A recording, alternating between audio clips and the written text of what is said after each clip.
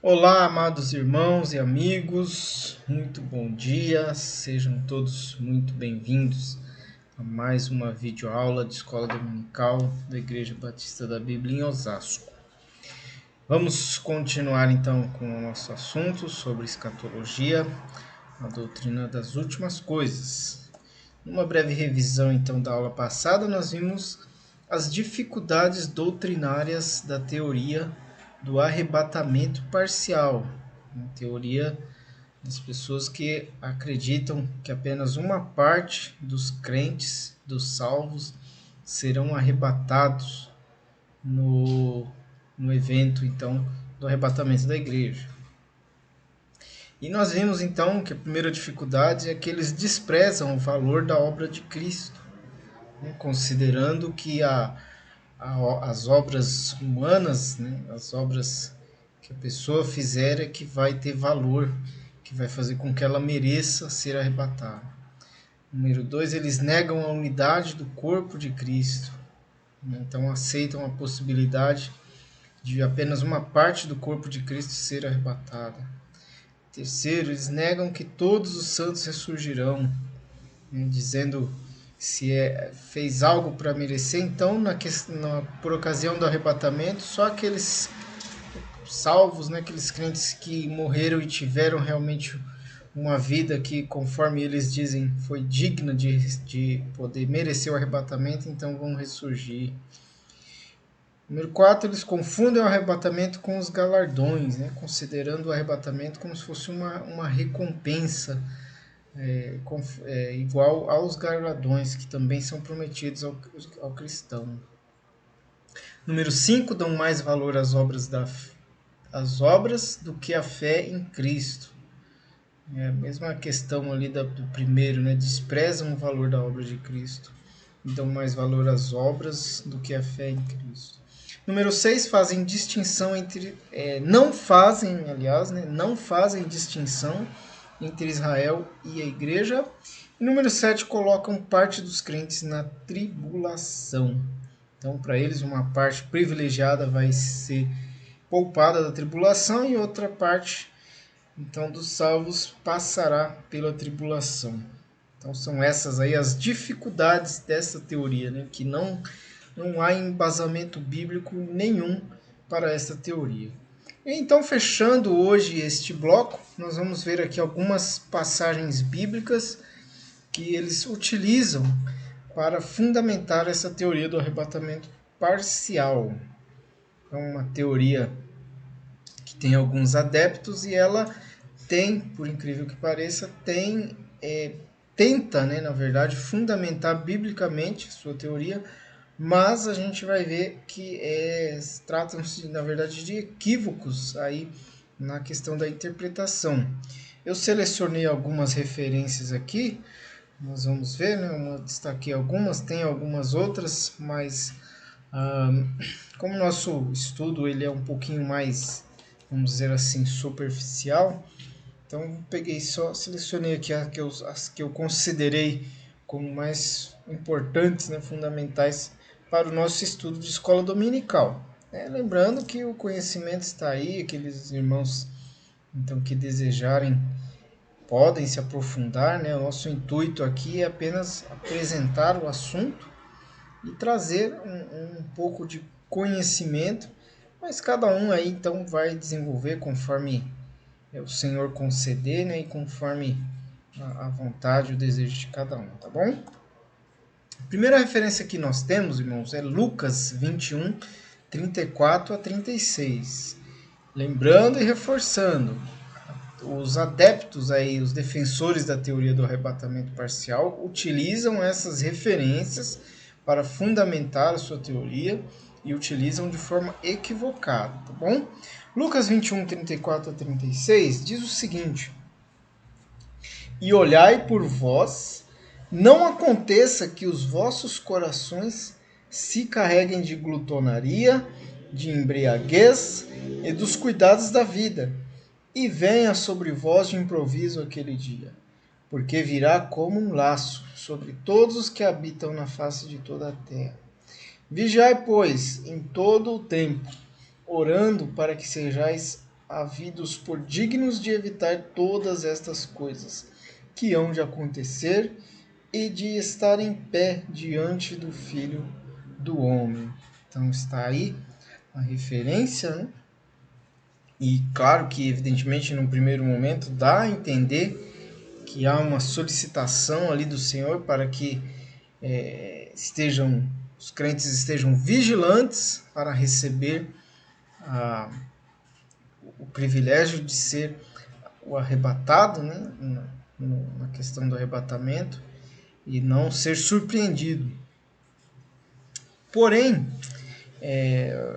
os termos aquele dia, né, que é citado na referência, também conhecido como Dia do Senhor, refere-se ao tratamento de Deus com a nação de Israel. Então é um texto, assim como os demais no Evangelho, que são textos similares, que está voltado para o tratamento do Senhor com a nação de Israel. Não tem a ver com a igreja esse texto, ele não está focado, embora podemos dizer que é importante para a igreja, mas ao mesmo tempo não está se referindo à igreja.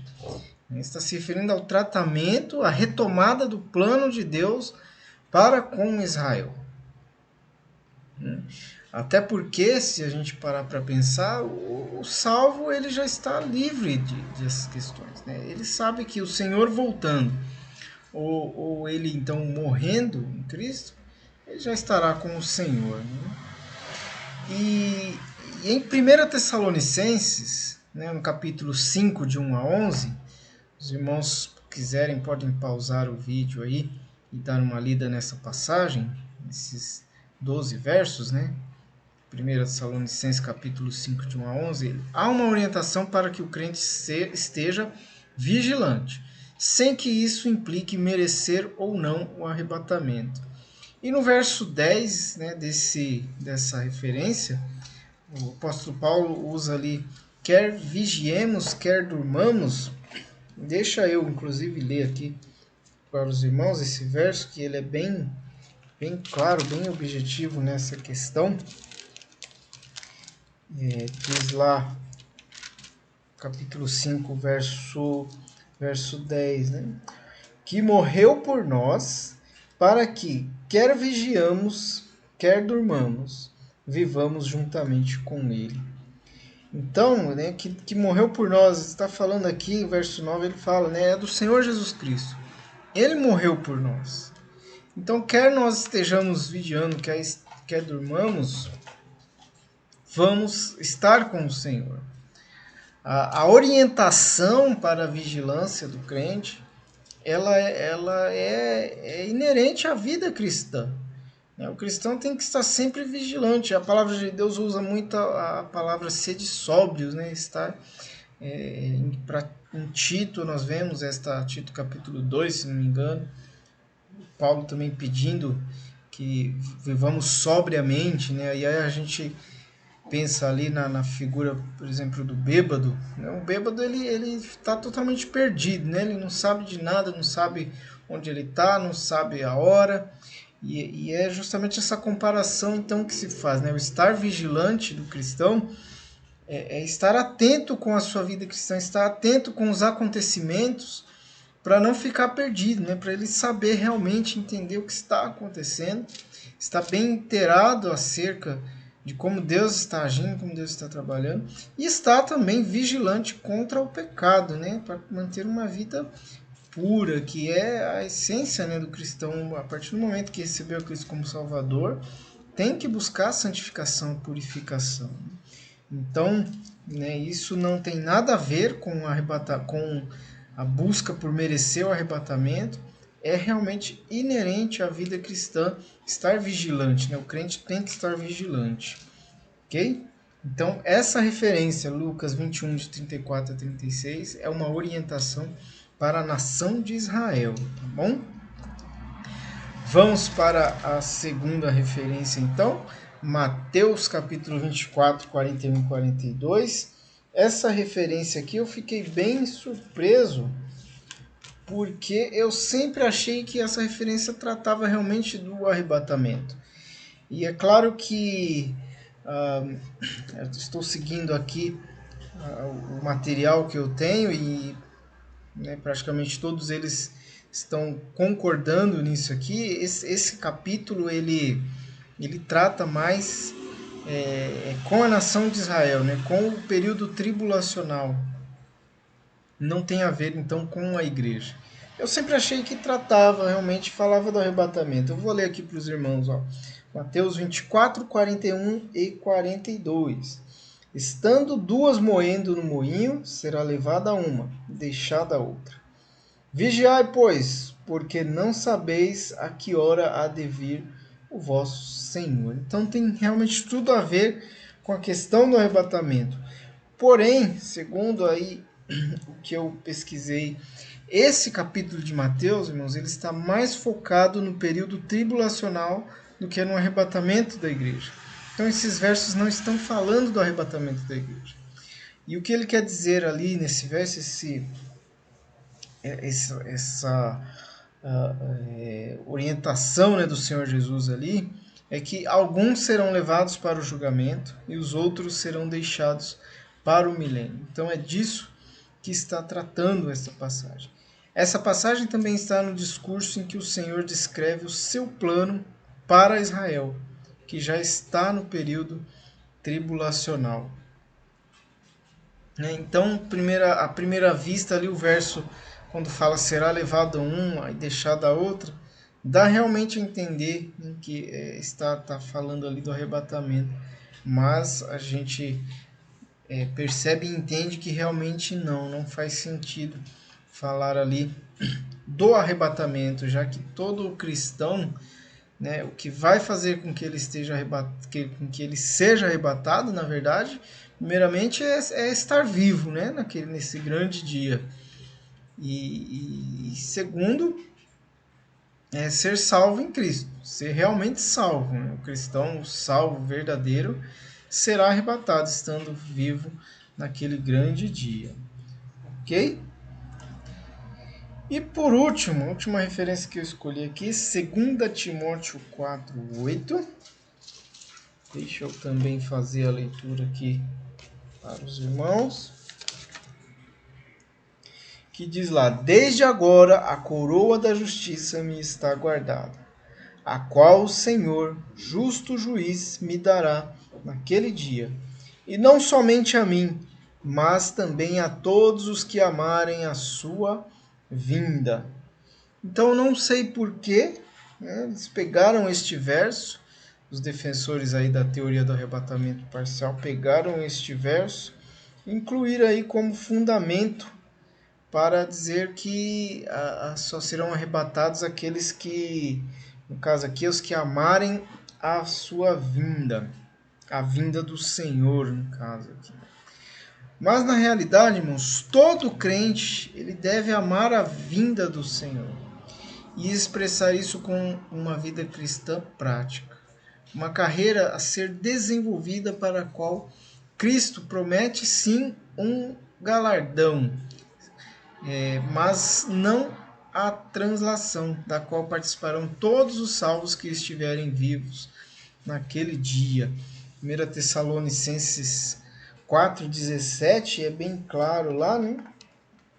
Ele fala: depois nós, os que ficarmos vivos, deixa eu ler aqui, ó. Depois nós, os que ficarmos vivos, seremos arrebatados juntamente com ele nas nuvens, a encontrar o Senhor nos ares, e assim estaremos sempre com o Senhor. Então veja que não há aqui nenhuma distinção.